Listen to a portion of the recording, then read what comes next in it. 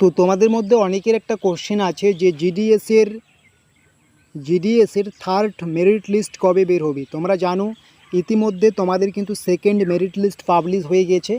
তোমাদের যাদের কয়েক পয়েন্ট বা 2-1 নম্বরের জন্য তোমাদের সেকেন্ড মেরিট লিস্টে নাম আসেনি, তোমরা কিন্তু প্রত্যেকে এখন অপেক্ষা করে আছো থার্ড মেরিট লিস্ট কবে আসবে, তাই না? তো কবে আসবে সেটা আমি তোমাদের একদম শর্টকাটে বলে দিচ্ছি, বেশি ঘুরিয়ে পেঁচিয়ে না বলে।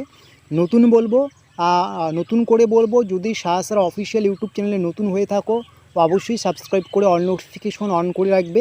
এর ফলে যা আপডেটস দেওয়া হবে প্রত্যেকটা আপডেটস সবার আগে পেয়ে যাবে।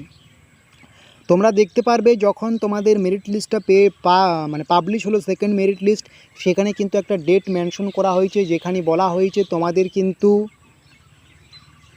3 অক্টোবরের মধ্যে সেকেন্ড মেরিট লিস্টে যারা সিলেক্টেড হয়েছে প্রত্যেকের ডকুমেন্টটা ভেরিফিকেশন করে নিতে হবে, ঠিক আছে?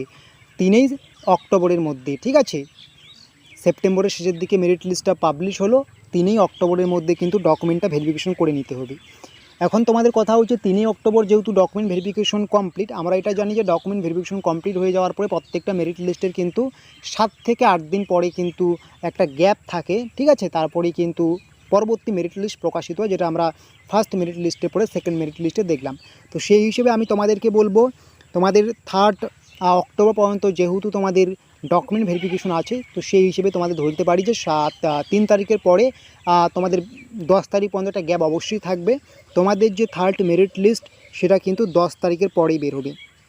10 তারিখ মানে অক্টোবরে 10 তারিখের পরপরই তোমাদের কিন্তু থার্ড মেরিট লিস্টটা পাবলিশ হবে। এটাই কিন্তু সবচেয়ে বড় আপডেট। তোমরা যারা জিডিএস রিক্রুটমেন্ট 2024-এর আর থার্ড মেরিট লিস্টের জন্য অপেক্ষায় আছো, তোমাদের আমি আরেকবার রিপিট করছি, তোমাদের থার্ড মেরিট লিস্ট কিন্তু 10 অক্টোবরের পর পাবলিশ হবে। 3 অক্টোবর ডকুমেন্ট ভেরিফিকেশন শেষ হবে সেকেন্ড মেরিট লিস্টের, তারপরে কিন্তু বেশ কিছু তোমাদের একটা গ্যাপ থাকবে, ঠিক আছে?